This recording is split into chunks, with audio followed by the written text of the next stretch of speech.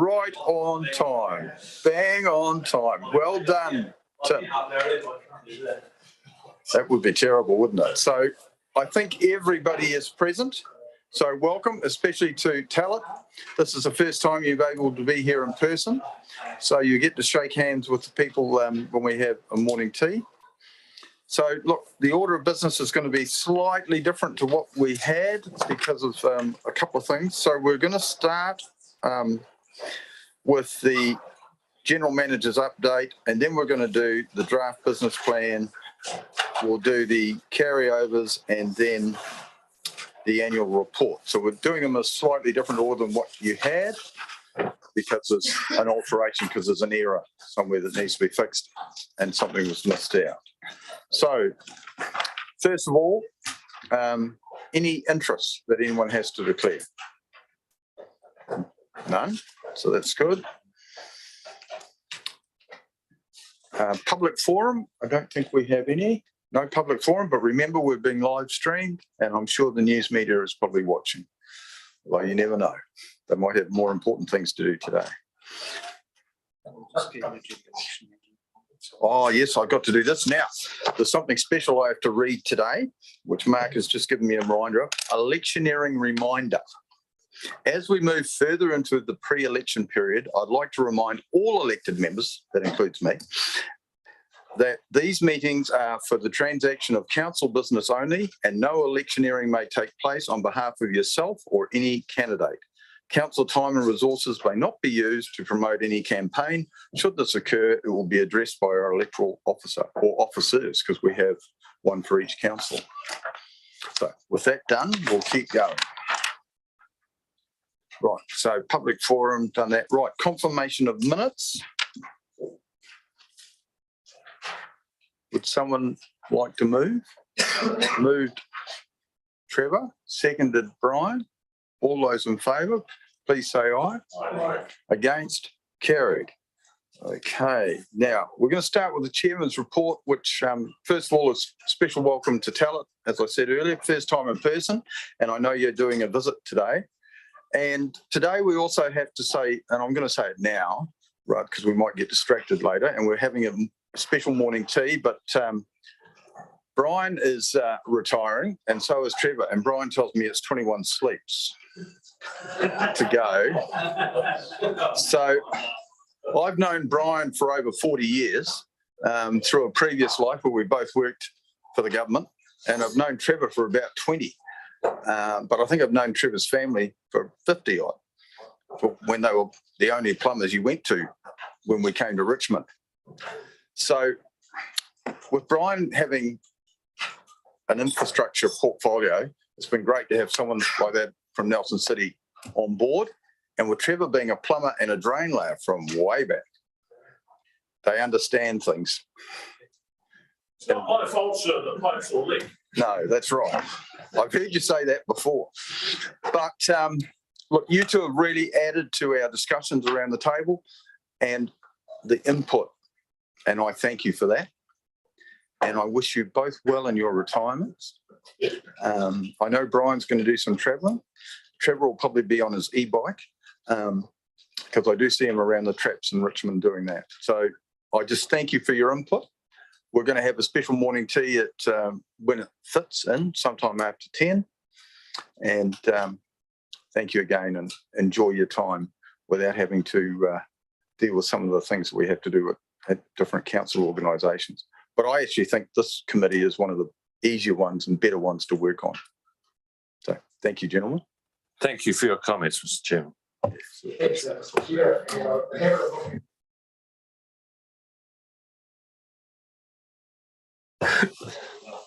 So morning tea's coming at 10, but we'll stop sometime just after 10 when we get through suitable reports. Right, so we'll go to first reports number 1. Yep, General Managers. So thank you, through the chair, can I take it as read? You can. So we're going to start, that's page 45 to 56. So I'll give you a quick summary of the report. Things are going well at Bell Island generically. The a number of construction projects are starting to move ahead quite well. So the odor upgrades and other things. We've been waiting around for a resource consent for the facilities upgrade, so that's still taking some time. So over the last year, we spent quite a bit more money on the capital, and as a percentage of our overall capital expenditure, we'll deal with that in the annual report. But overall, I'm quite happy with the improvement we've made. The things that we're still focusing on, obviously the odor upgrade for the ATADs, which is probably about half constructed now. We have the solar power system negotiations. They're still ongoing. It's taking quite a bit more time developing those than I had intended, but it's still progressing appropriately. And the regional pipeline is obviously going quite well. We've finished a number of the sections of the pipe. I've been asked to actually present at the New Zealand Water Forum or Water Conference on the sleeving of the pipe from Turners and Growers across to Monaco, because at the time it was the longest section of pipe that had been sleeved like that in the Southern Hemisphere. 2 weeks later, someone did a longer one, but at the time it was the longest one that had been done. So they're quite interested in hearing about that project. We have the Section 8. So I did hand out to some a picture, so I actually should pass the picture around to others. You want to keep them? All right, I know what they are.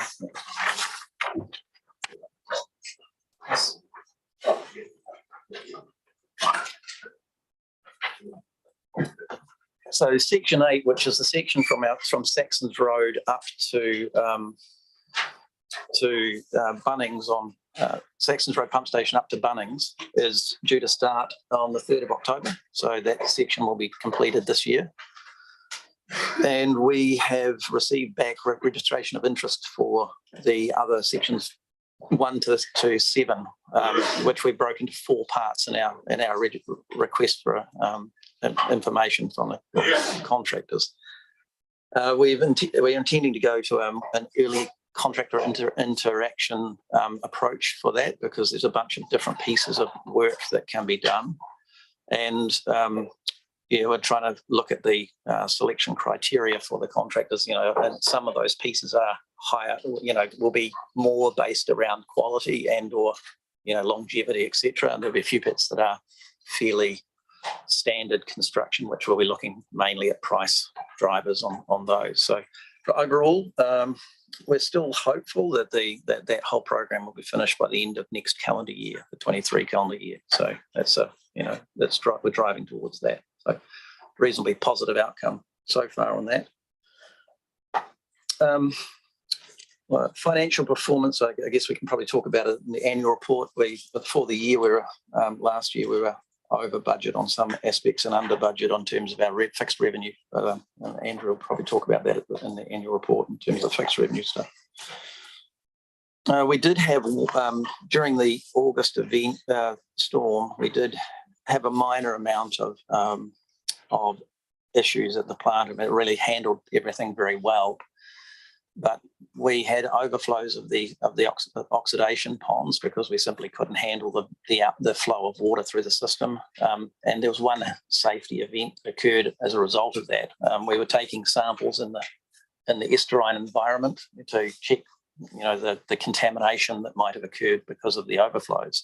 And one of the operators was walking across the paddock. It was a flat paddock, but he actually stepped into a scour, because it was full of water. He was tromping through anyway. So he went up to about his chest in this scour. So there was a sort of a methodology. You've got to basically assume that it could be changed. The ground profile could be changed. So take a stick in front of you, a walking stick in front of you. So didn't get anybody. There was no harm, but it was a near miss that we had. So a bit of a surprise for people in that respect. During the event, the Songa Street pump station overflowed twice for prolonged periods of time, but that was the only overflow that we experienced during it. We're not quite sure what happened within the Tasman District Council catchment. We assumed that there would be an overflow, but there wasn't. And we think that maybe there was some overflows further up the catchment that meant it didn't come overflow at the Beach Road pump station. So overall, it handled it well. What did cause us issues is the fact that in the preceding months, we'd had a lot of flow come in as well with rain, and that the ponds were full, and we had actually applied to the Tasman District Council for an extension to the discharge time. So we were already extending the discharge time and discharging more than our consented allowance through the system. But just the sheer quantity of water we were receiving was more than our discharge allowance. We're only allowed to discharge 25,000 cubic metres a day. And during the 4 days of the rain event, we got 400,000 cubic metres into the plant. So, it's quite a lot. Yeah. So, yeah, more than happy to take questions. Right. So I was quite surprised during the really heavy rain event that we weren't actually requested to stop pumping. Normally that happens. I think the following day that we did get a request, but I came in and thought, surprised they haven't stopped us yet. So the reason we asked you to stop pumping when we go over 85% in the pump well, but I think we were surprised. I mean, the Beach Road pump well didn't go over 85%, so we weren't requiring you to shut down at that point. And Songa Street isn't connected to, it's not in line, so yeah. And I think we also got slightly less rain in the Richmond catchment. I think it was a 1 in 10 year event, if I recall, with talking with staff. So so it wasn't that heavy, but we'd had a huge amount of rain over the preceding 2 months. Yeah. But I do have a question. Yeah, well, Mike, I think was going to answer. But Mike? Thank you, Mr. Chair. No, just really, so where we could, we reduced discharges. So who's the new laundry out there in Estuary Place is quite a significant discharger, but they've got capacity for 48-hour storage. So as soon as we started getting high flows, we cut back on them as well, and that made a bit of a difference, yeah. But certainly we didn't have the same intensity of rain out our way. Yeah. Right. So the one question I've got, and it's for the two councils really, and I know that TDC does it, but it's something that I've noticed in the last 3 weeks is the amount of gully traps around the houses that are built in the last 20 years. It's not the older houses, it's the newer houses where they put in a concrete driveway or landscaping around the house after the house has been signed off. And the concrete is at the same level as the gully trap. Now, I know Tasman District had a real problem in Mapua about 3 years ago, if I recall, Mike, where we ended up with sewerage coming up in the school because of what had happened out there. And I just want to be assured that because there's a cost to the two councils, because the more inflow, the more you pay. But too much inflow of stormwater actually is what's causing us problems. And it's about doing inspections. And I've been, it's been unpleasant to find out the number of houses that I've seen in Richmond that have actually got that problem. And I know that you do some monitoring, and I want to ask Alec as well. But if you could both explain how you monitor that, because I'm sure pump stations tell you. So through the chair, it's a very, very good question, and it's something that we've been aware of for as long as I've been here, and it's something that's been even before my time here. We have, I think, 3 plans of attack. The first one is that we have a very, very strong policy in terms of our communications. So if you go to our website, you will see we show what good behaviour is, what bad behaviour is. That always doesn't hit the mark, unfortunately. Our building inspectors, as part of their daily inspections, ensure that the gully traps are certainly built higher and that there's no inflow. But as you know, things over time progress.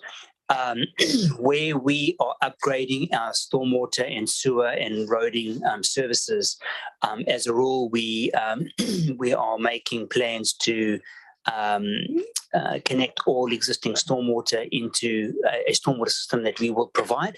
So that in essence does away with it, because then they don't have to either discharge into the gullies or their gardens. And so we have the building inspectors, we have a detailed communications plan, and then as part of our upgrading works, whenever we can, we have a rule of connecting stormwater in. That said, there will always be cases where we don't pick up what's happening because people do discharge into the gullies, and for us it'll be an ongoing education process. And over time, hopefully, by the time we install stormwater all the systems, we will have all the stormwater connections into those, and we'll ultimately do away with it. But I dare say it's something we'll never ever get totally on top of, because we can visit a house 6 months later, we've got so many houses, thousands of houses to get around. But we certainly, that is front of mind for us, because we don't want to put, and it's not only gully traps, but we've embarked on a $480 million LTP spend over the next 10 years to make sure that our sewers don't leak, and that we don't have stormwater infiltration into them. So there's a lot that we'll do. Mike, could you just comment on what Tasman's doing? Because I know you've got some pressurised systems in certain, but it's only in a relatively small area so far, isn't it? Yes, correct, Mr. Chairman. So just through you, we've had a program, quite intensive program for the last 3 years, where we were given additional funding by council to do II inspections and a program of works. It was nowhere near enough to do what we need to do, and we're about to apply for another round of that through the next long-term plan and annual plan. So Jeff Cuthbertson heads up the program on this, and he's got a program of works to do it. It's largely monitoring the pump stations and catchments to see where the highest issues are, and we treat those as a priority. We then do a combination of CCTV and on-site inspections where we think there are issues. The land development manual now actually has a requirement at development to put an inspection port at each of the boundaries of the properties. But we also, when we do works on a failed lateral, we now retrospectively install an inspection port at the boundary as well. So that gives us, because often the ones that are the problem are the ones that continue to be a problem. So you won't be able to come back and check them again and make sure they haven't swung their downpipe back into the gully trap and that sort of thing as well afterwards. So now that's made a fair bit of difference, but yes, we've still got a way to go.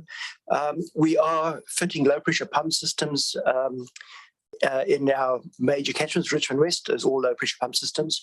So for those, our design for our wet weather flow design is only 3 times as opposed to the normal design for 6 times. And because we expect there not to be much or no infiltration at all, actually. But we do get a bit of inflow still because of the issue about private properties and gully traps. And as we're working through the infill development with the intensification areas, all of those areas will have, most of them will have low pressure pump systems installed, mostly because we don't have the capacity in the pipes. And by doing that with 48-hour storage, we can store the water and discharge after the peak has passed. I think Richard's got a plan of having the whole of Richmond on low pressure pump systems and stage, or certainly the lower lying flatter areas anyway. And we've made quite good progress towards that. Thank you, Mr. Chair. Thank you. That's assuring going forward. But you get 3 months of weather like we've had, and it just causes us such heartache. Councillor Tufnell. Yeah, I understand with the new houses, in fact, they have a closed gully, don't they? So that you don't have that ability to actually put the stormwater off the pathways into it. No, we've actually gone around and actually removed concrete slabs off the top of gully traps, because we get this last event, we had a number of houses where water was coming up through their showers and so on, because they'd raised the gully trap or they had sealed them off. So the back pressure just kicked back into the house. So it was quite an issue. Okay, so you can't win. So Yeah, right. So we've covered that. So now, any other questions of the manager on his report, Brian? Yeah, I've two questions from me. Just in relation to the Barnacote developments, how are you getting on with the negotiations with them? You know, you mentioned it twice, 6.3 and 5.3 in the report. So through the chair, we have an agreement in principle that we can put the pipe through the property. It's not a easement agreement yet. The agreement in principle basically allows us to get into that site and do potholing and the likes to find the route.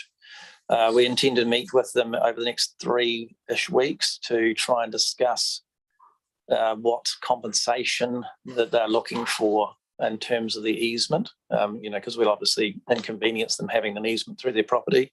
And there has been some discussion about us assisting them to resolve some stormwater issues on the site as part of that process. Yeah, so the end result is to get an easement?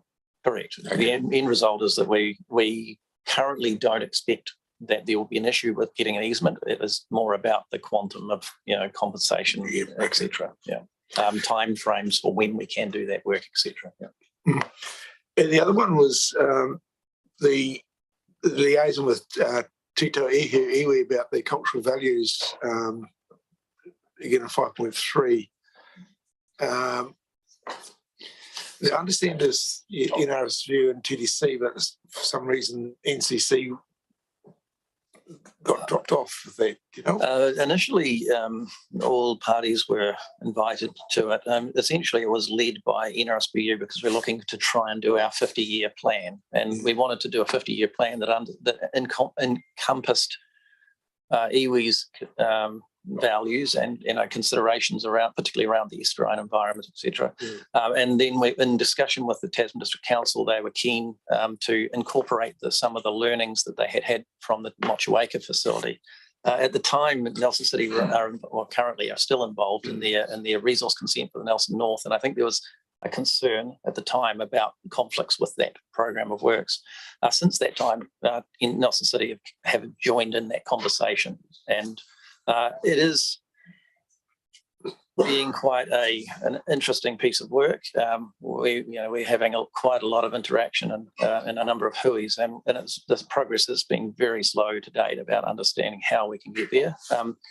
Part of the emphasis on it was to try to establish what those values were of Tita Iwi prior to Three Waters being transferred, so that we could have not only iwi's perspective, also the community's perspective on what the future of wastewater should look like within our region prior to it being. And hopefully the two councils might have been able to sign off, do some sort of special consultation and sign off a long-term sort of philosophy for wastewater treatment.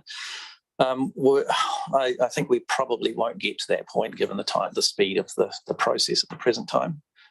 Three Waters have come out and asked for the first AMP to be drafted, the AMP to be implemented in October. So so that's very soon. So we're actually, it's pretty much removed the ability to get all of that. So what iwi have committed to try and do is essentially, rather than tell us what their values are, because there's quite a lot of internal discussions that they need to have about that. But what they can tell us is what they don't like doing. We don't want you to do that. We don't want you to do that. A bunch of those things that we can hopefully then craft into, or at least use to help guide some of the thinking that we have going forward. And we will put together our 30-year AMP, which is what the NTU requires for the transition unit. That'll be based on the existing 10-year AMP that we have, plus 20 years post that. So anyway, so it has been an interesting piece of work. It's I have to admit, slightly frustrating at times. We certainly know what they don't like from sitting through the submissions when we did our resource consent. And I'm sure with Nelson City going through resource consent, you'll hear similar values. Through the chair, one of the difficulties for me is that I keep encouraging iwi to have the iwi rep at this forum, because it would greatly assist us to, but we haven't been able to fill that role. I don't know quite how we actually, how do we speed that whole process up? So Both the Kahatus are aware of it, and it's a work in progress, but it's not a popular role. That would be a comment I'd make. Right. Any other, Tim? Thank you for that. And regarding to Three Waters, the requests of the asset management plan. So what challenges, and you've highlighted some of that. So what challenges, further challenges of that? So we're setting up so help me understand, we're setting up our asset management plan. We've been given some direction to give a bit of feedback from this organisation going forward, assuming Three Waters takes place. What challenges is that creating for us? There's a few different challenges. One is the current arrangement is that there's just sheer resourcing challenges for us is the principal one. We obviously are fairly short-staffed and have been for a while, and we basically have to take all of what we've done previously and translate it into a new template for the Three Waters. That first iteration of it is based on the previous AMP from the one that's been signed of 21 to 31 AMP, and that's considered the base case, is my understanding. Yep. And then there's another tranche of work required to basically say that's the base case, and then you've got another piece which says this is what we base case plus what we should be doing, and then there's another piece what basically say take the brakes off all spending. What should we do if there was money wasn't a constraint? Okay. Well, there's essentially three pieces of it. At the moment, all of our emphasis in NRSBU is going on to reshaping our 21 to 31 plan to get it into the template. So and talking so that we can bring that information forward. We've also got a lot of emphasis on internally, and have done for the last year and a half, on making sure our asset information is really solid, having the inspections, getting all that stuff so that the data we're transferring across is actually rational and good data rather than having it being poor data. And that's important stuff, irrespective of whether Three Waters been ahead or not. It's important stuff. So it's valuable for us regardless of what happens. Absolutely. And then bear with me, do you think this is something that will get lost in translation, in the sense that we've done a lot of work, and there's always more we can do, but we've done a lot of work looking forward, and we're just sort of putting that template over to Three Waters to take on? Is there a risk that some of that's going to get lost with other priorities from the mega structure, or we're quite confident? Yeah, just want to get a bit of insight. That's beyond my knowledge base, unfortunately. NRSBU is a little bit disconnected from that whole process too, because obviously we're not a legal entity. So what we have is Nelson City and Tasman District are essentially the entities. So the the Three Waters are talking to them, and then on to us. So essentially it's even more disjointed for us because we don't currently have a direct line of communication. And so we are trying to improve that at the present time, just so that we get more feedback from what's called the National Transition Unit directly. Yeah. So we're sort of heading. Okay, thank you. Richard, do you want to comment on that, or Alec before Philip? All I can say is that one of the advantages with wastewater is clearly defined. There's a good ring fence around it, unlike stormwater. So whatever happens, rather than being a business unit between two councils, the NRSP is going to be folded into, at this stage, Entity C as part of their overall operations. Yeah. So if I can follow on that, because one of my concerns was that we've done a lot of work, future thinking, and one of my concerns, may be unfounded, is that when it gets handed over, some of that work will get lost with the priorities of other areas. But are you saying, we say ring fence, what we've decided to invest or strategize will continue because it's my understanding could be completely undone? Through you, Mr. Chair, my understanding that is the case. And the other aspect too is that most of the staff involved in those particular activities are likely to be translated straight across into the water services entity, so business will carry on. What may happen is some strategic direction may change across Entity C, and that's probably the concern that you're raising, is if we've identified investments into the future, if Entity C decides that those investments probably can't be afforded here because there's greater priorities in other parts of Entity C, that's another discussion. But at this point in time, all the information that we've got will be going into our activity management plans, including the NRSB stuff. Yeah. So when you say ring fence, it's portions of that, but no. When I say ring fence, everything related to wastewater. Okay. it's all ring fenced. I mean, it's pretty clear what's wastewater and what's not. Okay, I see. That's what I mean by ring fenced. Okay, I Yeah. see. Whereas with stormwater, it's a very grey area. I mean, Yeah, there's, Sports fields being holding, Correct. etc. Yeah. Okay, thank you. You didn't have a comment? It's the same. Philip? And then we'll progress. Is the government providing any funding for this additional work that needs to be done in order to translate our plans to meet their template requirements? Yeah, through the chair, yes, they are, but not to NRSBU at the present time. So it's going to NCC and TDC. Part of the difficulty that we have is that we're not directly in relation. So that's it. Mike? Through Mr. Chair, I think just clarification for the AMPs. All they're looking at is the actual work program. So it's the CapEx works going forward rather than actually writing the asset management plans. That is, they're going to have a single template that The NTU. the NTU rather will actually be writing the plans. So through the chair, yes, if I can just add to it, look, this is quite a complex and detailed process, and we all councils, not just us, are working closely with the National Transitional Unit. Both Richard and I are sitting on the AMOS, the Asset Management Operations and services. There's so many acronyms. If it's not civil defence, it's Wakakatahi and now this. But Richard and I are sitting on the AMOS and the AMOS group, and there are a number of subgroups underneath that dealing with a whole range of things, dealing with code of practices, the LDM, the asset management, asset/activity management plans, staff, as Richard has indicated, in terms of potential staff moving over, and there's a whole process and a whole train in movement in terms of temporary chief executives, people working for the NTU. As Mike indicated, one of the things that we are all councils now are working to upgrading and providing the NTU, the asset management subgroup, with information by the end of October, and that'll be in a form, and that'll be taking our existing information from activity management plans and giving them all that information, and that's exactly what's in our activity management plans at the moment. So we're busy adhering to all the stuff that has been asked of us. There will be further questions in terms of growth, in terms of prioritization, but we're nowhere near that in terms of that'll be something that the new entities will be in charge of. All we are busy doing is providing those new entities with the information they require in the format that they require by the time that they require, and that's what we're working to at this moment in time.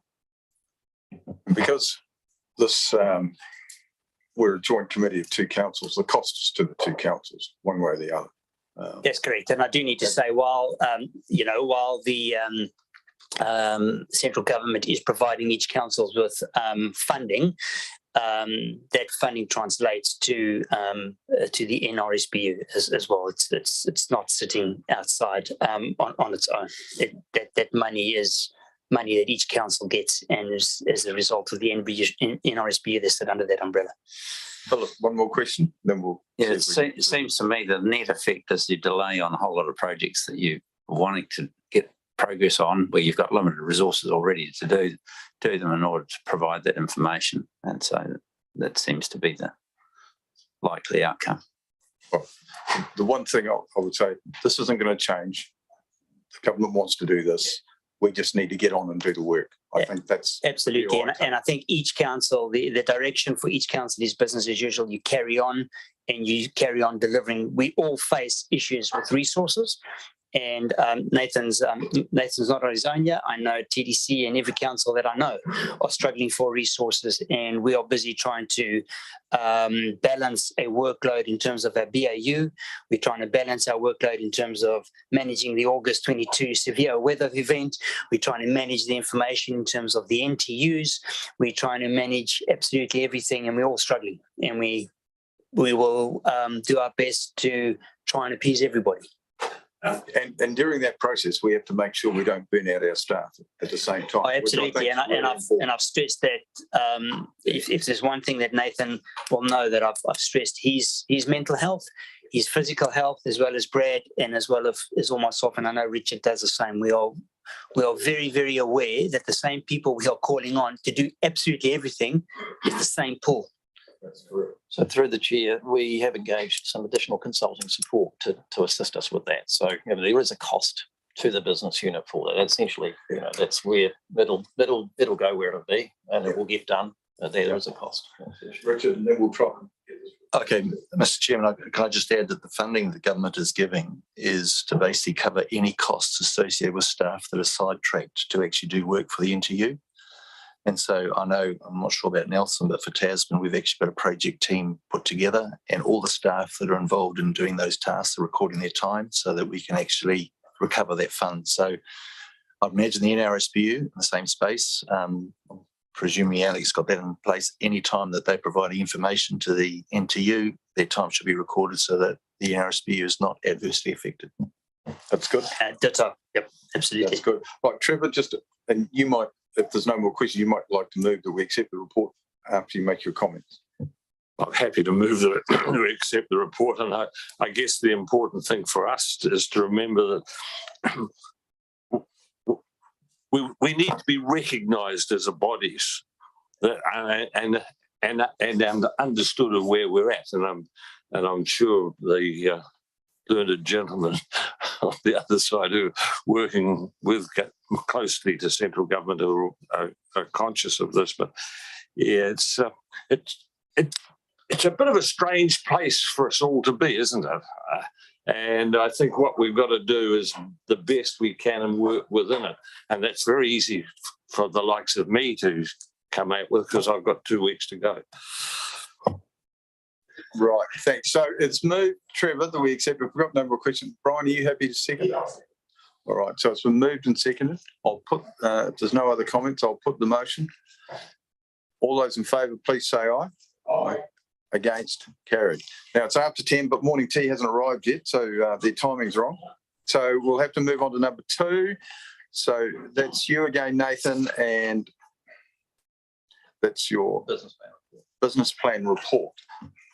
So, and that's pages 57 to 77. Thank you. Through the chair, we, as you all know, we prepare a business plan each year that reflects the year in advance. So this is for the 23-24 financial year, so 9 months or thereabouts in the future. And we do this based on the best information we have at the time.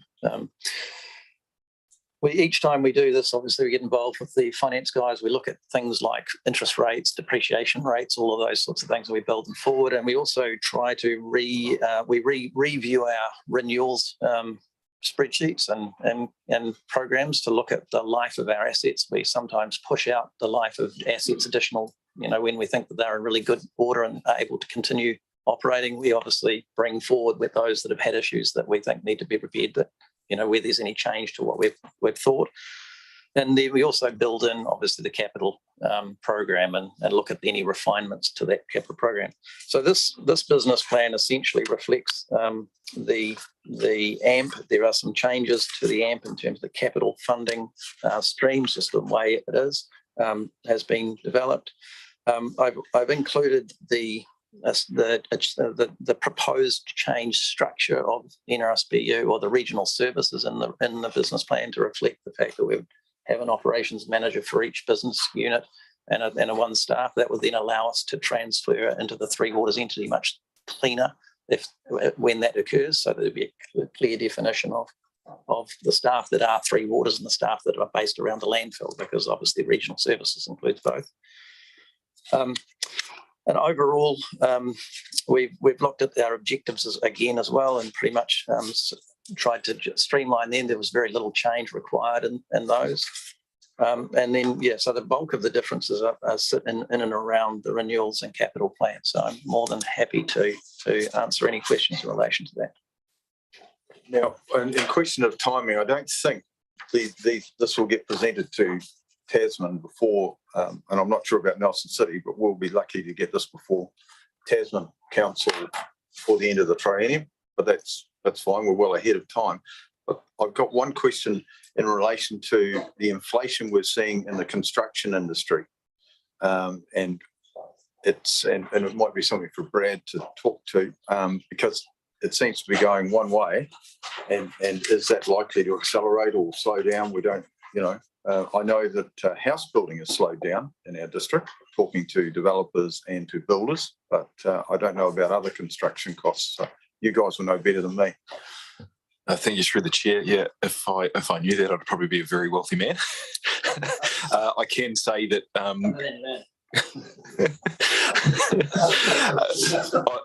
I can say that the costs of raw materials, for example, for polyethylene pipes, is continuing to increase. Stainless steel, in particular, is continuing to increase.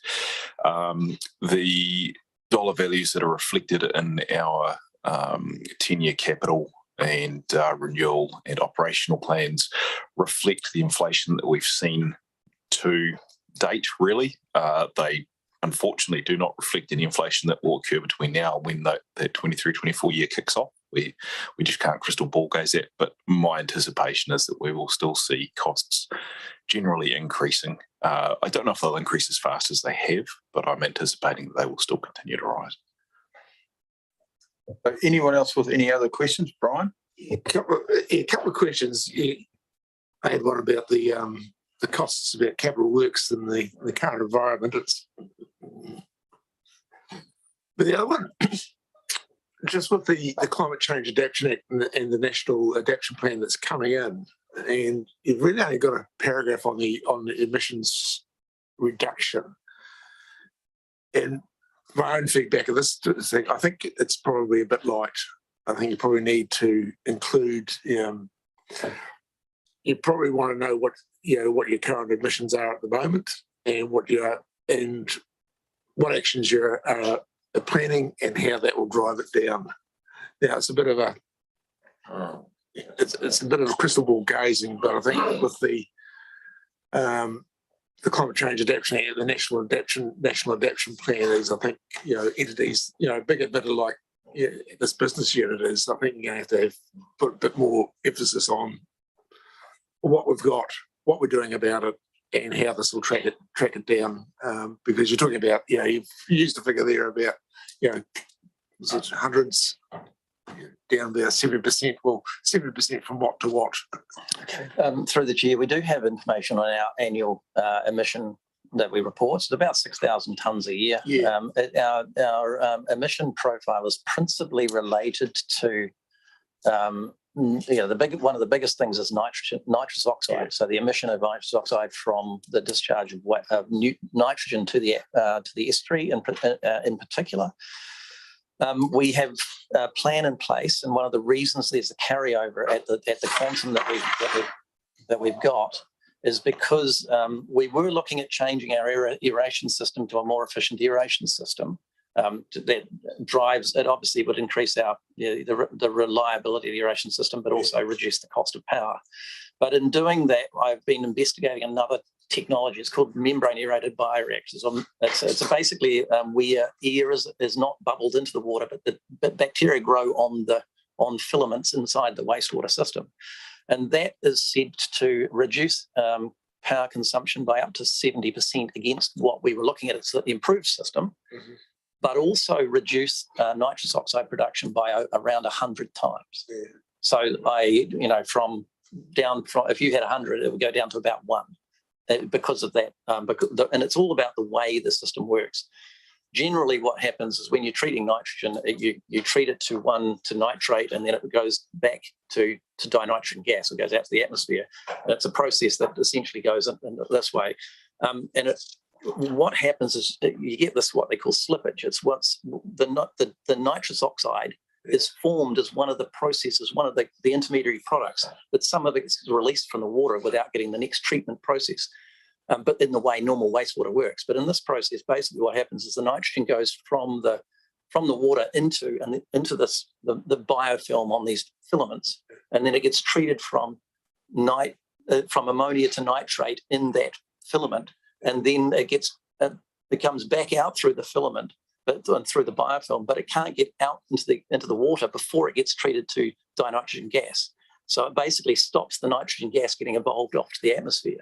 So we're looking at whether or not we can put one of those facilities in instead of the upgrade, or partly as the upgrade. So that is probably our biggest single thing we can do to mitigate nitrogen emissions to the atmosphere on the site. So there are also issues around things like anaerobic digestion, which we can do, etc., which we already have in the plan for 29, 30 or thereabouts around. So we have been thinking, but I've actually said in the past, if we upgrade, we'll probably get worse, not better. Right? That's the situation. That's the truth. You know. Brian, have you got any other further comments, or otherwise I've got Philip, and then I'll wait and see. Brian's finished. So Philip, you were first, and then tell it. No, Philip, you were first. And then what about methane? Do you not get methane generated in the in your facultative ponds? Through the GS, and do they count? That does count, and yes, we do, and it is one of our other areas of emission. It's governed by the New Zealand, like the UNFCCC. So there's a set number. So in combination with Nelson City, we've been actually Nelson have been testing their ponds and looking at the actual production. So we are essentially waiting to see what some of that information comes back like before we look at the answers. I mean, our problem is that we absolutely need storage of waste, because our discharge consent only allows us to discharge for 3 hours after high tide and only 25,000 cubic metres a day. So we have to have storage. So the ponds act as that storage. So it's sort of that. What we could do is put some covers over some of the ponds, you know, to try and capture that gas, but that would prevent the ponds from acting as a treatment process. So it's not easy. It's not an easy answer in this case, right? Right. Okay. You had a question? Yeah, on through the chair on the same emissions. We're talking about operational emissions. What about, do we have any strategies to reduce the capital emissions? I know it's scope 3 for us, but still we can do it through sustainable procurement. And also when we do the projects like capital projects or renewal, we can do some design kind of innovations through which we can also impact the operational side as well. I know at Christchurch City Council, we have a system through which every time a project is drawn down, we have some norms like length of pipe, how much like per kilometer is the capital carbon. We can put in the information and we have that in terms of dashboards. Through the chair, if we have a difficulty, that it would be that area. We don't understand, I think, our embedded carbon particularly well in our capital projects at this present time. We've been focused primarily on what we see as core business, making sure we get wastewater from pump stations to the treatment plant at the present time, and focusing on that. Our generic policy has been, and without looking at the specifics, design and build a pipe that lasts for a very long time and that you're confident is robust. And if it lasts for a very long time, it's most likely to have a low embedded carbon. So that's our generic philosophy. We haven't looked at it specifically saying that is, 50 kilograms per cube. The reliability, longevity, resilience, those things are generally where we focus, but we haven't come up with a specific policy around that at this stage. And if you had something that we could borrow, then fantastic to help. When we estimate, we use Ministry for Environment guidelines. They are quite easy to use. We could just get a copy from you. They are available actually Yes, on the front page. It's just at the present time, resource constraints have been driving us, focus on doing our core business and focusing on the big picture strategic emissions rather than at the moment the specific ones. So. Thank you. Okay. Mike, did you have a comment? Yes, Mr. Chair, I've got a question really for Nathan. That new technology you're talking about for treatment, how does the cost compare to what you're looking at previously? Yeah, capital higher, operations significantly lower is our understanding. However, I don't have an MPV assessment to be able to tell you at this stage, so I can't answer the question specifically as I'd like to. So it's one of the reasons we've delayed our capital upgrade for the aeration basin, because we want to understand that and see whether it makes sense or not. I mean, it makes sense from a carbon emission perspective.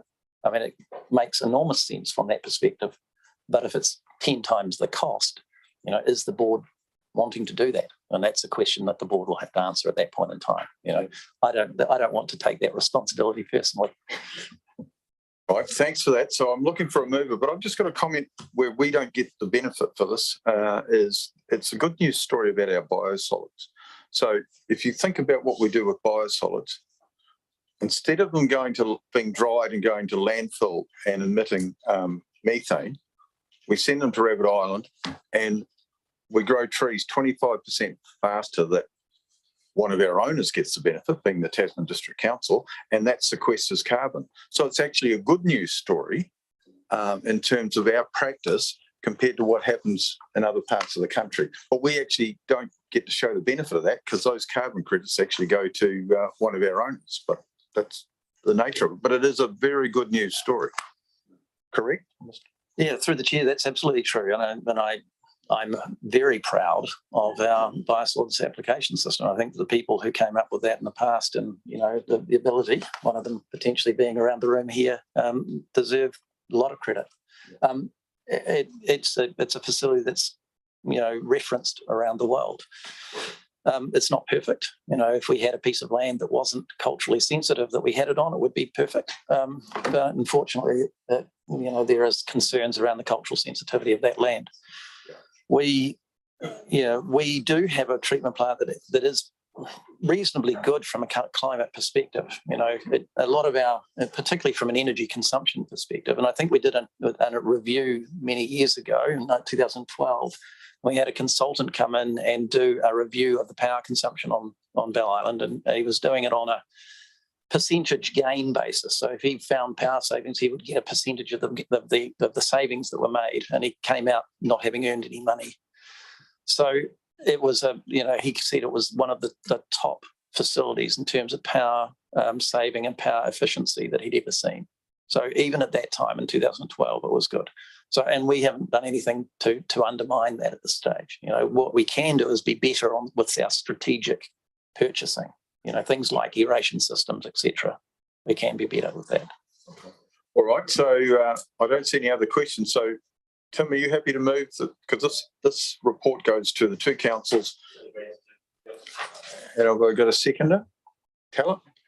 Right. Thank you. So we'll put that. All those in favour, please say aye. Aye. Against?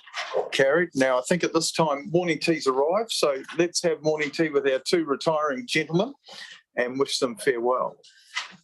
And then we'll carry on. So we'll have 15-minute break.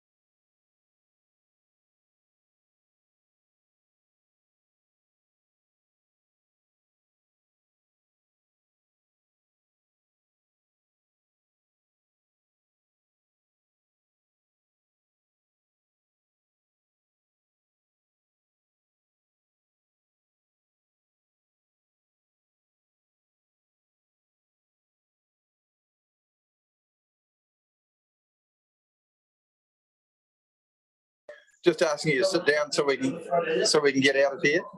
The meeting is now live again. All right, gentlemen, we're now live streaming again. And thank you for the staff for organising that morning tea.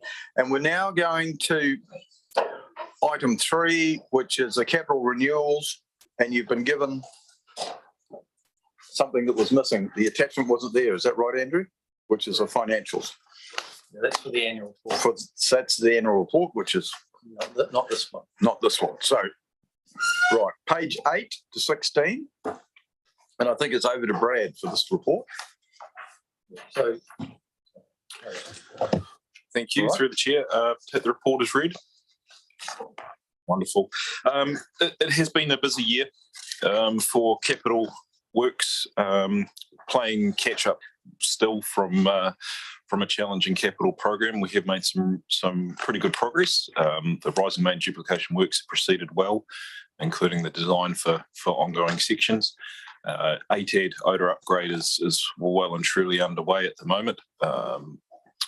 The design works for the new sludge and biosolid storage tanks were delayed a wee bit. There's some consenting implications that rolled into those. Those consents have been received now, and we're anticipating work on that to start in about a month's time. But it's cracking on. We've had some additional support come in from our contractor. We've engaged a treatment projects manager who's assisting us with developing a lot of the background behind the capital works, as well as ensuring that we're getting efficient delivery on site. And he's made a good start, great progress, and it's actually provided us with a bit of manpower that we were really missing at the time. So, open to questions, if we could. well, Brian's first and then Trevor. Yeah, thanks, Kip, through you. Just the looking at 4.3 about your resource consenting delays. I thought Bell's Island would be in the NRS view, at least be a designated authority. No, we're not quite sure how it's not, but no, the site is not a designated site. We have started the process of getting it designated, which in effect means that the designation trumps the regional rules. It unfortunately doesn't mean that they are, the district rules, sorry. It means we are still bound by some of the national standards, national environmental standards and that sort of stuff. So there are still some consents for regular activities that we would need to get. In effect, it means that under the district rules, we can do any operation that's related to wastewater management and treatment on site. Yeah, through the chair, as Brad said, we're not quite sure why it's not designated. In my hind brain somewhere, I thought that it was when I was doing upgrades in the early 2000s there, because we didn't need to apply for consents for some activities. But I'm not sure why, whether there's some change occurred in the meantime or whether it was never designated. And so we are, as I said, we've initiated the process to implement designation change or to designate as a wastewater site. Trevor? Yeah, thanks, Mr. Chairman. First of all, I'd just like to comment, Brad, on the state of the facility as it is today from where I first saw it. Just congratulations to all who've been involved in doing that. I mean, it's a sort of a pleasure to go out there now as compared to what it was when I first got involved. So from that, well done and thank you. The other thing I would make, we refer to as carryovers. I mean, carryovers are an inevitability of where we are today with availability of contractors, availability of materials for contractors, without even talking about finances. So well done. Thank you. Thank you. I must add to that, Commissioner McGarry commented at the hearing for the biosolids, and she had been at the plant some two and a half years ago, and then she went, what was it, 8 weeks ago? And she made a special comment about the significant improvement that she had noticed. So there was an independent resource consent commissioner she's from Christchurch, I think, but she does resource consents in this particular area and in the coastal marine area right around the country.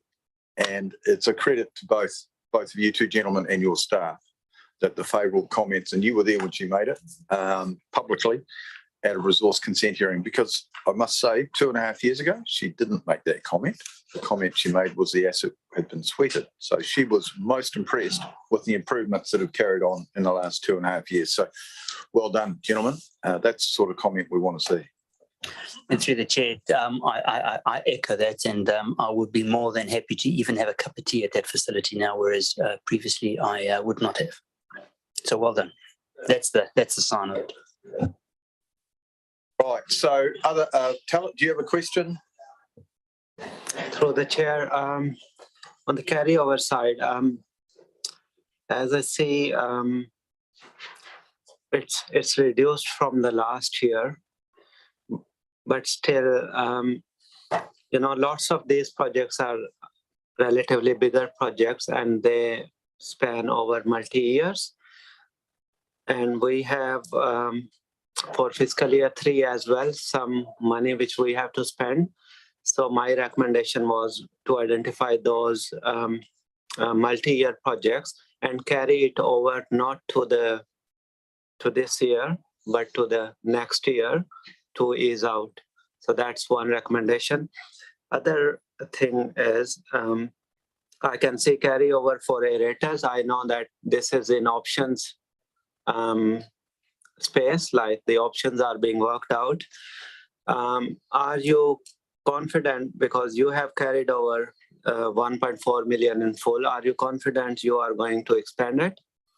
And the same applies to the capital line item, Rabbit Island tank covers order. Thanks.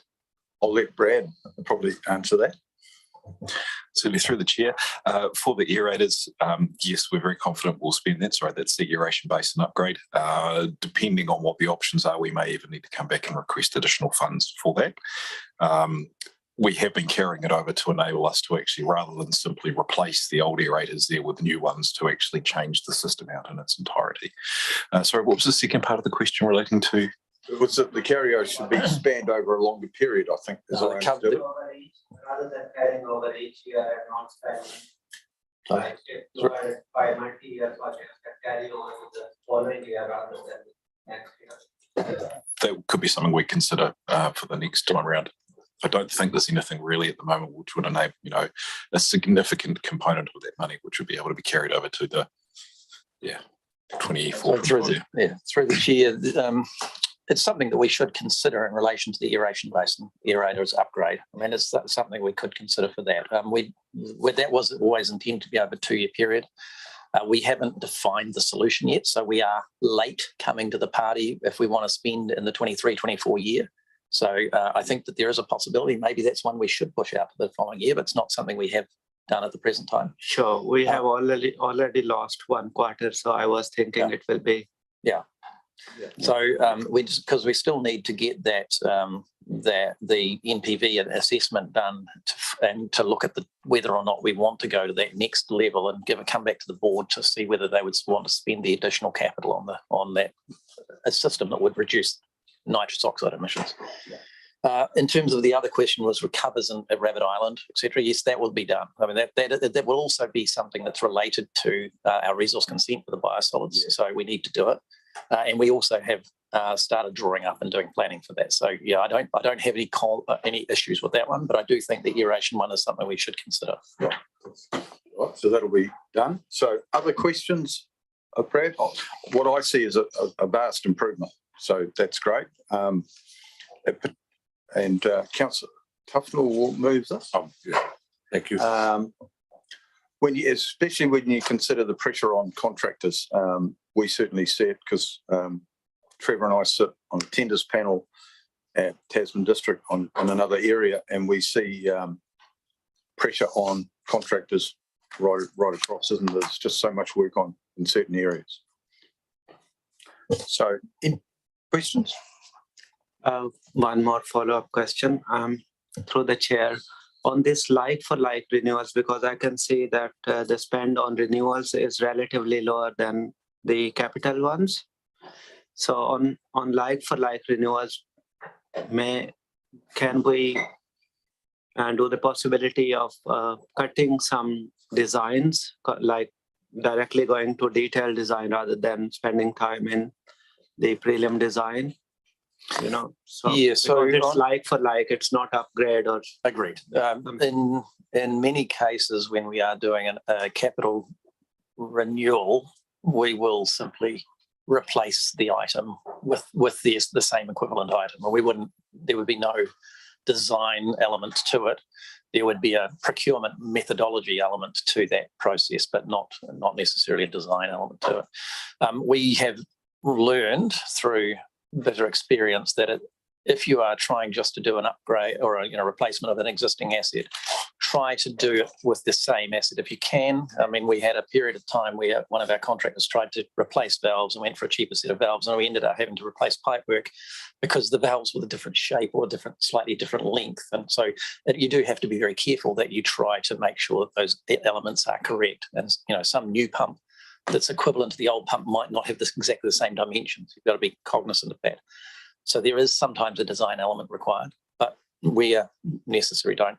The general time we'll look at a design element is where it's strategic. If we've got in the aeration one in particular, or the ATAD upgrade or renewal as an example, well, why would we replace that existing asset with if we've got a superior solution in the future? So that's those where we know that and where we've assessed that there's a superior solution. That's where we would consider a renewal and a capital together to give us a better level of service, essentially. All right, so I've got a mover. Have I got a seconder? Tim, thank you. So no other questions. This is certainly a good news report, and congratulate the staff that we're making progress.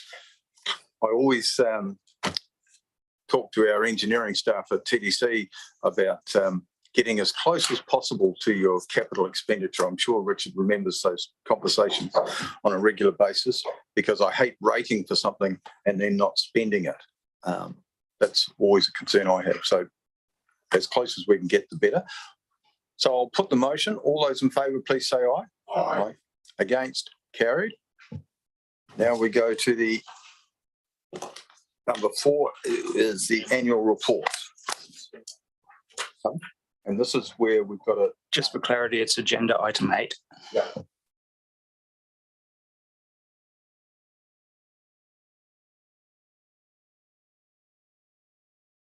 Page 17 to 44.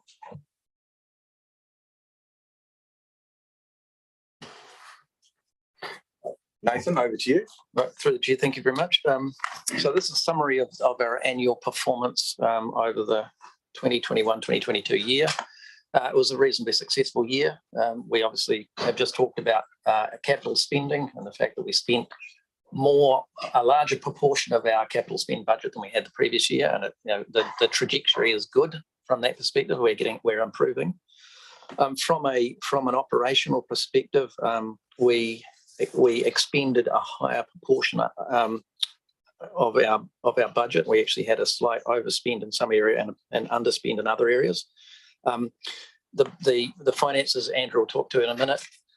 We did have a significant under recovery against fixed charges for the year due to some interest rate changes and the like. So we started off the year and had an ongoing trend right throughout the year on that. In terms of compliance, we were very good for the year. We had some relatively minor odour generation events during the year, but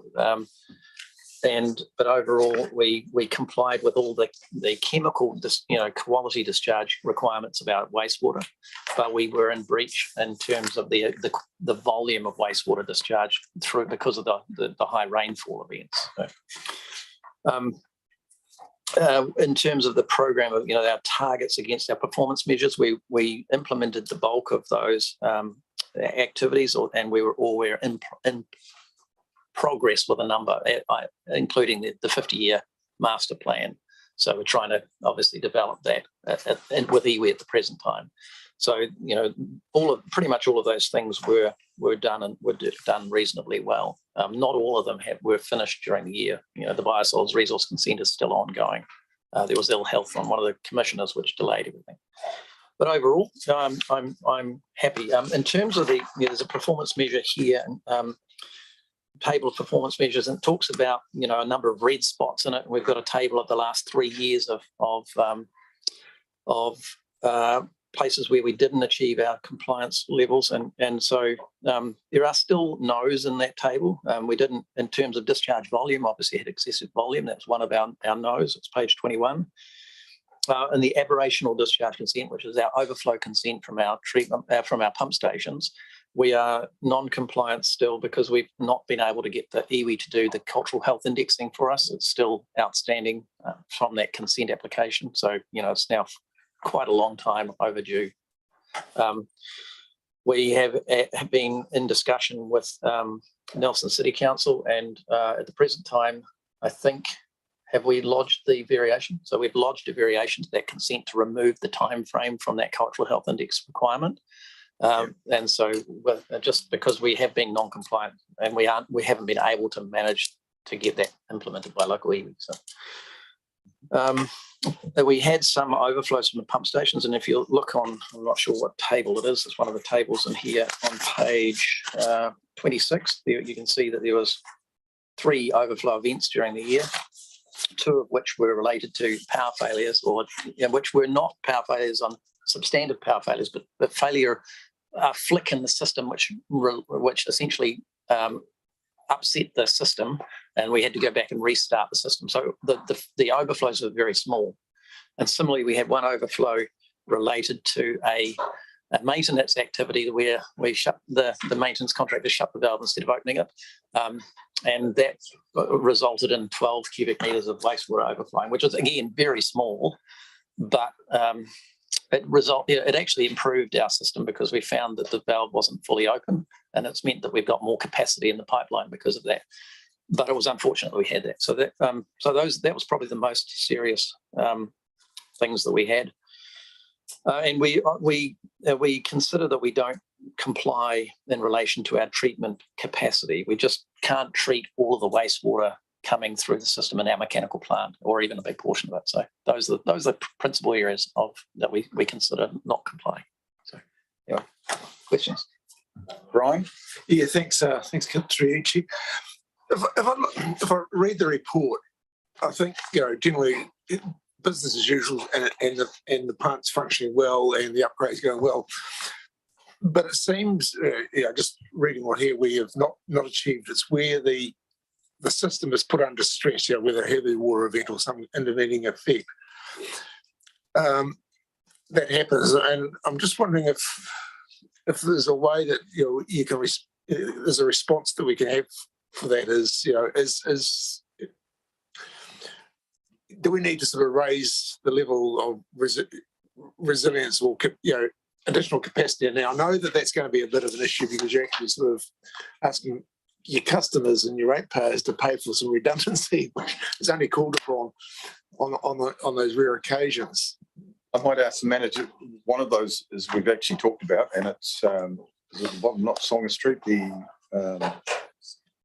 the old Turners and Growers area where there is some potential to put in some storage, which would help. And I know at our pump stations in Tasman, there's storage at certain places, but we're talking pretty big volumes. Yeah. So through the chair,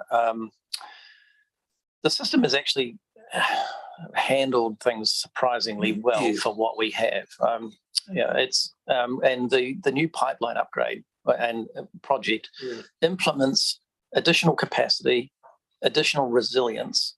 So we'll have 2 pipes in different locations. So even if someone was to dig through one, we can still keep going.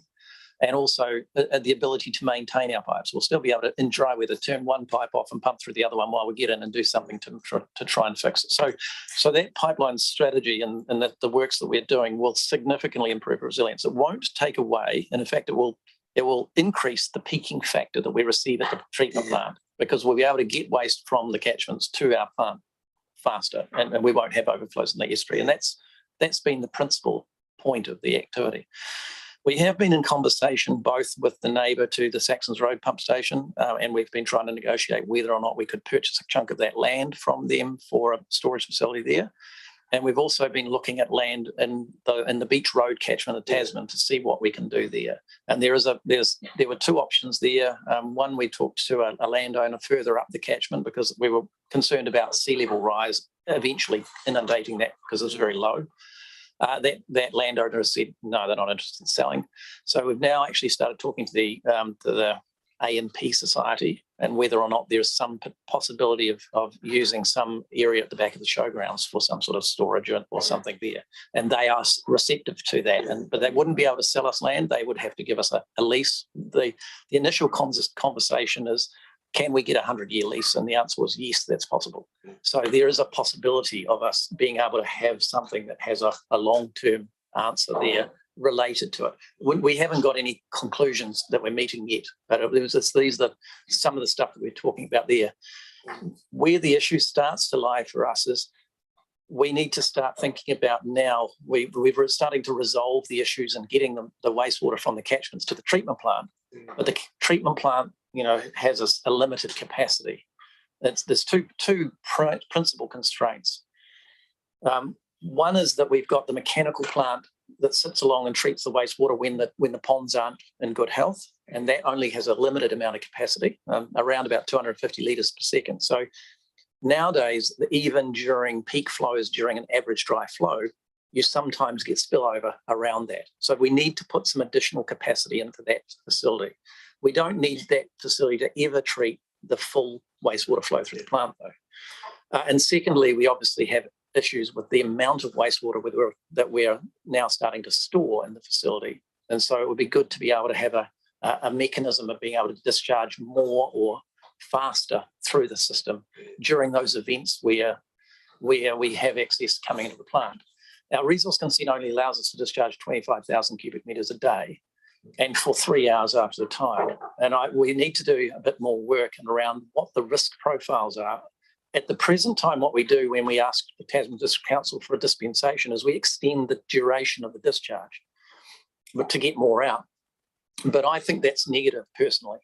I would rather us pump more out during that 3 hour period because the estuary flushes it out into the bay. The longer we discharge for, the more likely there is for that stuff to cycle back into the estuary. And that's what we don't want. So part of that, any upgrade we would do might look at increasing the volume we can get out in a short period of time so that we still get the good flushing out into Tasman Bay. So we do have this in mind. Resilience of our facilities is a big element of the things that we are considering, and there is money in our forward capital program for doing some of this work. Get that. Thanks for that, Nathan. But one of the things is the capacity of the organisation, the operational part of it, to actually deliver some of those outcomes you're talking about. So that's sort of another one. But no, it's just a theme that's coming through when you read the report. That's business as usual. We can deal with it, but it's those 3 months of wet weather. The aberrant events. I mean, recognise the problem, but you haven't got the capacity. There's only so much capacity. So I just think it's probably worthy of some commentary in the annual. Yeah, we can do that. Mike had a comment in relation to that. Thanks, Chair. A comment and then a quick question for Nathan. I guess the comment is that, we've got our design standards which often relate to what sort of rainfall events we're getting. And what has typically been a 1 in 10, 1 in 20 year return period rainfall event. And we work out our wet weather multiplication factor based on what sort of rainfall we expect. But I think what would be traditionally a 1 in 10 or 1 in 20 is probably more like a 1 in 3 or 1 in 5 now. And the stats are not there to support our return period calculations. And you can only design what you can reasonably expect as well. Otherwise, it just becomes unaffordable. So, the consents you have allowance for emergency consents when you have an extreme event, and that's what it's there for as well. You've got to be careful not over designing systems as well. But the question I've got, Nathan, is you talked about the pump station and storage inland and that, but just whether you've thought about we're not going to be able to have that pump station there for much longer with tidal changes and so on, climate change, and whether you've tied in a pump station inland with a storage facility as well, and making sure that you've got enough space to allow for both. And then you'll have a much smaller pump station on the coast just to get those localized issues up, because we're doing a lot of work around the Beach Road area because of the II issues that we're having there at the moment. And Jeff spent a lot of it in the last couple of months down there looking at ways to reduce the direct inflow that we're getting from flooding there as well. So through the chair, yes, we have looked at that, and we've been in conversation with landowners and the AMP Society, as I've talked about. We have also been in contact with TDC's operations staff, Jeff and Juliet in particular. And we've talked about the potential locations that pump station could reasonably be, where it still meshes in with the Tasman District Council's gravity sewer network. So we can't push it too far up the network, otherwise we can't get the wastewater from the gravity pipes in there. That's led us on to looking at the catchments in combination with Jeff and Juliet, in particular TDC, and then saying, well, maybe we need another pump station, in the future, over by the TSB, the pool, but to allow us to be able to reduce the overarching size of that catchment toward the Beach Road pump station.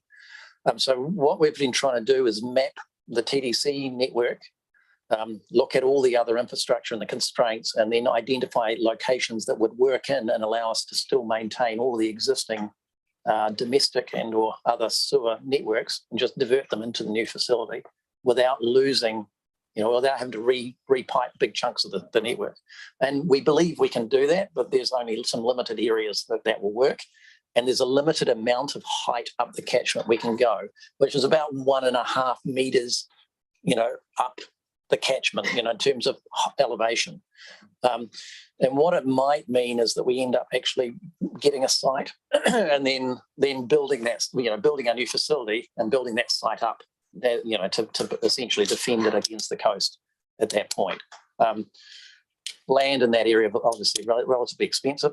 It's a prime industrial zone, but and we have looked at that. But it is a long-term solution, and any solution we build will need to have some storage in it to meet the LDM or similar.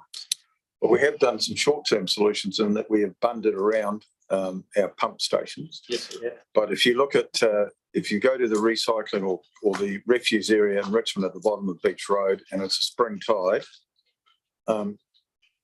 6 inches if you're lucky, because it's near where I live. So when you walk across there, spring tide, our pump station is not that high, but now it's bundled over a metre. Correct. Yeah, we have implemented a bund. We've got shutters on the pump station that seal off all of the penetrations. We've got a pump inside the pump station that can pump out any leakage that comes in.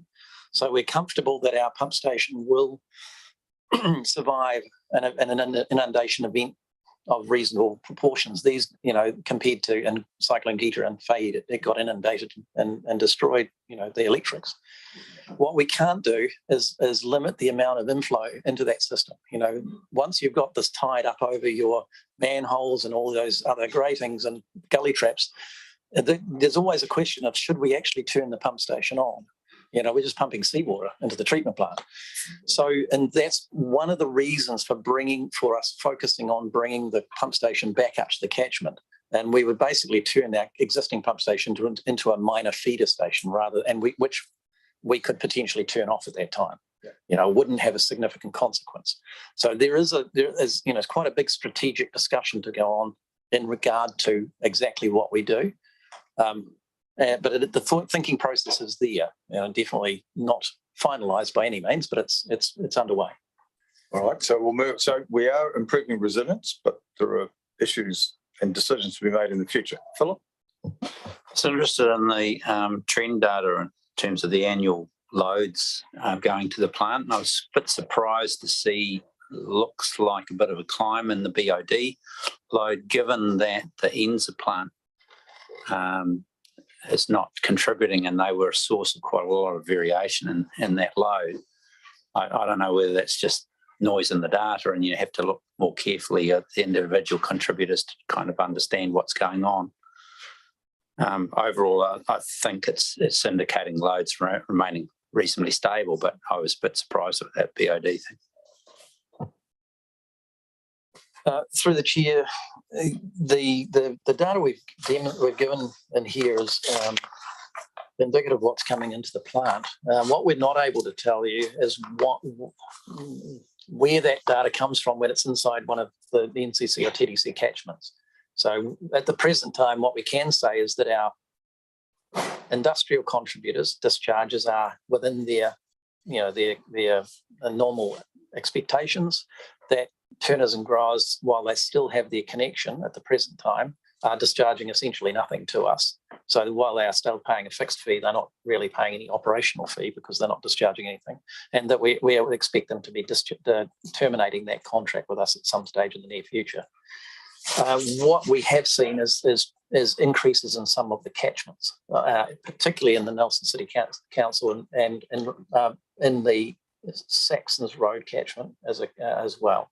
Now, Brad, maybe I'll answer more specifically, but it's possible that when turners and growers shut down, that some of that fruit went elsewhere, and that we might be seeing the result of that from other businesses that are in the catchments, but not analysed specifically. But that's speculation on my behalf. Brad, no comment on that. So if there's no other question, I'd like to move to finances because Andrew's, I think we've got one error to correct. Do we have one error to correct? It's only in that. This report is correct. So this report is correct. So we'll go to Andrew on finances if you're on. All right. Well, we'll go to your question first and then to Andrew then.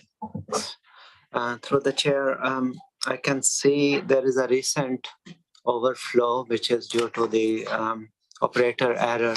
So I was just keen to know how it happened, what have you learned, and what would you do differently? Yeah, so in that particular instance, that was one we talked about before. We engaged a specialist contractor to come in with a machine that measures the torque on each valve to test and to exercise our valves. And the machine basically opens and closes and close the valve and frees up on the thing. And we were told that one valve opened to the left and the other valve opened to the right. Well, that's at least what the operators had believed. And that was because every time they shut the valve, it would lock up at a particular point. And they thought that was closed, and then they opened it up, and then they thought it was open. That was a stiff valve. The machine came in, and when they did it, they actually got 32 more turns closed or something than they thought. And then they thought, oh, well, that was great. We've managed to close it more. And then so they opened it and fully opened it and they did that a number of times and left it fully open in their mind because they thought it went one way. But in fact, they actually fully closed it. And so they basically stopped the wastewater flow in the network. And the pump stations went, and everyone's like, what's going on? And eventually they realized that actually that all of the information they had was incorrect. And they opened it, and obviously it went away. When we had a small overflow, it was 12 cubic meters, so very small. But it was it was an operator error at that point. We had the information that had been supplied against that valve was incorrect. Now, there's a silver lining in that story. It turns out that the valve, when we put the machine in, we put it in to try to exercise the valves and to make sure we understood how well the valves were, etc., what the sort of torque ratings were. We didn't get 32 more turns closed. We got 32 more turns open, which is about a third of the pipe.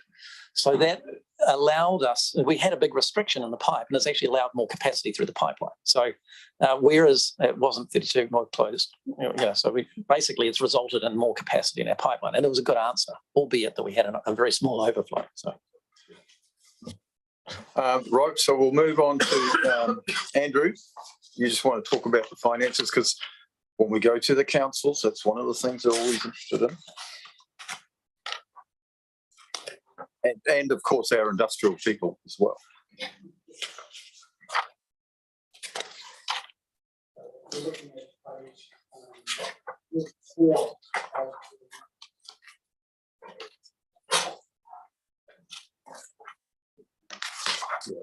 Of the agenda. So, yeah. On page 44, there's a statement of comprehensive revenue and expense, and at the bottom it's got attachments nil. It should have the attachment which is now being handed out. Yeah. Okay, so that's the annual accounts that are part of the annual report. Yeah. The important, well, I guess the most important part or relevant part is the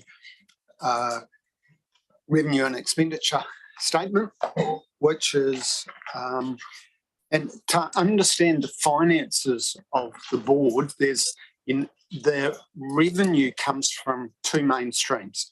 One is the recovery of the operation expenses. So if they are overspent, then we recover from our 5 customers. The overruns, if there's savings, that benefit goes back to them. The other part of the revenue comes from a return on or recovery of depreciation and a recovery of or a return on investment. And that depends on what interest rate is. Under the trade waste agreement, the actual interest rate is based on the cost of funds at the 30th of June at the start. In the budget, it's based, the annual plan you've just approved, it's based on the Treasury view of interest rates going forward at the point of time that we did this, and that's actually was historic at the time. So what happened under the year under review is the interest rate charged was less than budgeted. And so we have had a under recovery of that return investment. That flows through to the surplus, and that's why the surplus is lower. Okay, just purely on that interest rate. Can I summarise? So basically, we assumed an interest rate in September of the year before this. Obviously the interest rate is fixed in June of the year when the year starts, and there was a difference between those two, which results in a carrying forward problem with the recovery, depending on what the difference is, essentially. And in this case, we under recovered it because the difference meant that we didn't charge as much. And that's part of the fact that you have to predict so early, don't you? Correct. Because these have to go, this is for the plan for next year. You've had to make decisions now for stuff that will be starting on the 1st of June next year, or 1st of July. So you're actually doing it 9 months ahead, and probably even 10 months ahead. Correct. So that becomes... The data is historical at that point, and it's still a crystal ball gazing. So Brad made the comment earlier that trying to predict what the inflation rate's going to be, well, the same problem occurs here. What I'd like to point out to the customers in the room, there's 3 customers in the room.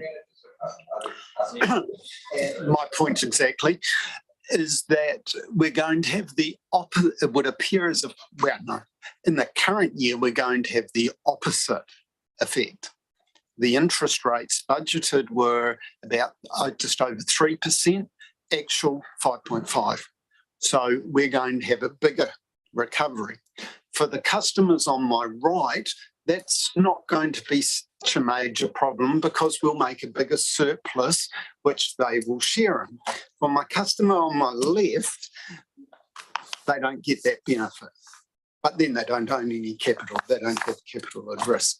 I'm just signalling it now. Keep him informed. I hate for our customers not to be informed. Yeah. Please. Yeah. So in effect, once you've set the budget, that sets which way you're going to go with capital, and there's no further adjustment at the end of the period to reflect actuals. So clawing back was a term that came to my mind, but I don't think that's quite appropriate. Correct. The trade waste agreement defines that the return on investment portion of the recovery is set at the beginning of the year, and then that bit is fixed. Yep. So you can budget with certainty that portion. It's you're at risk for the operational expenditure recovery. However, through the chair, the contract, and sorry, that's the contractual frame, the business plan, however, is set now-ish, and obviously at this time of the year, it's approved by council before the start of the year, and we don't change it between, unless there's feedback between now and that approval process, and even the year. So there's always going to be a disconnect between those two figures. And we're going to have 2 new members. It's just an education thing that we know that this is the way we're set up, and it's the process we've had to follow. It does take you a bit of time to get your head around it when you first come onto this committee or this board. So that's actually the major. Sorry. You finished what you're saying. That's the major change effect in the accounts, is that movement in interest rate affecting our income. That was offset by operating costs being higher than budgeted. So that has already been covered. Considering what has happened and the need to employ consultants, I think the operational controls finances have been really good. The other thing is electricity, which has gone over budget, and that probably partially reflects the increased volumes that we've had.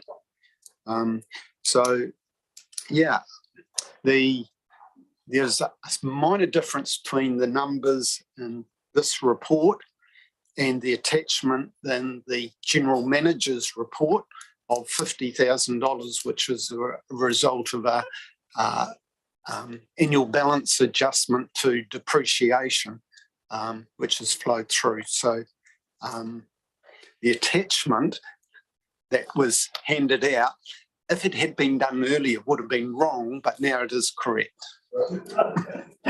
So, yeah.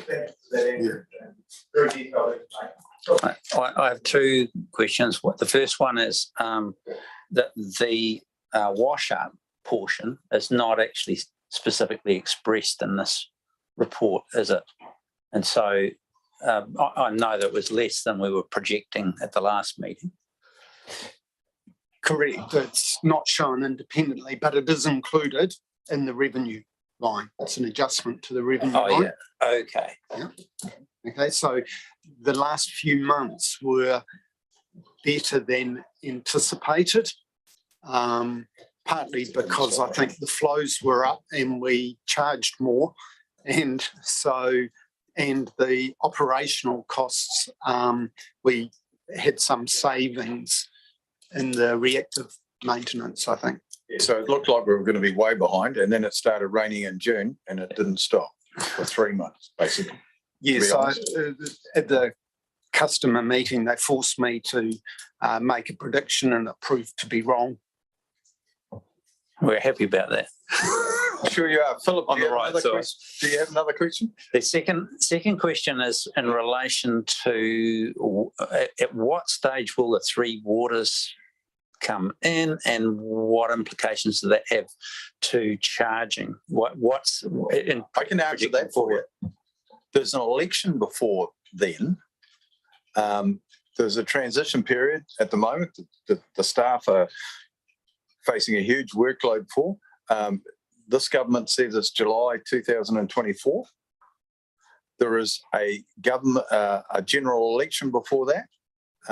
The National Party has said they would make some changes, but when I think they've been queried, they haven't actually specified what they are. So we don't know. But at the moment, it's the 1st of July, 2024, as I understand it. Through the chair, if I could make a comment that So, assuming that the transition goes ahead, the contracts that the regional sewerage business unit have will novate to or be transferred to the new body. So that would be my understanding, and so the contract would be in place until renegotiated. So they would need to keep the costs for the regional sewerage ring fenced to be able to fulfil the charging model. So if I was an independent person, I might say it's in the interest of the industrial people to sign a contract at some stage before 2024 that carries through, because then you know where you are. But that's, I'm not qualified to give you our contract. Oh, sorry. Through the chair, our contract actually doesn't have a sunset clause, and we've already got a signed contract.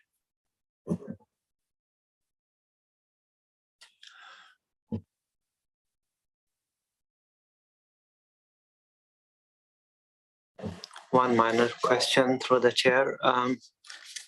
In this handout, I've seen depreciation value. I think there is a typo for the network life, useful life. It says 10 to 999 years. In the notes on depreciation,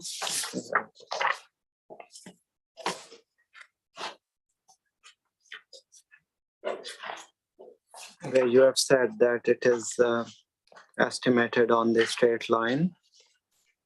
K.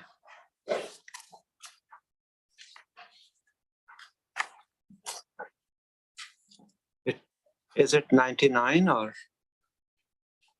No, it's 999. It's the that will be for the items that I think should be infinite, but the engineers insist on putting a life on them. So it's the likes of the walls of the ponds. Sure, because the range was so big that I was just, it might be for a few items. You're not the first one to ask that question. Thanks. So is that all the questions, gentlemen? It looks like it is. So, Brian, you're retiring. Would you like to move? And Councillor Tufnell, I think it's appropriate that you second. All right. So it's been moved and seconded, the report. All those in favour, please say aye. Aye. Carried. Thank you, gentlemen. I think that concludes it. And I wish you two gentlemen all the best in your retirement yet again. I'm sure I will see you around the traps over the next few weeks anyway. 21 sleeps, Brian and Trevor. But I'm sure I'll see you around the town. Yeah. Thank you, Mr. Chairman. And wish you all the best as you continue to move this product.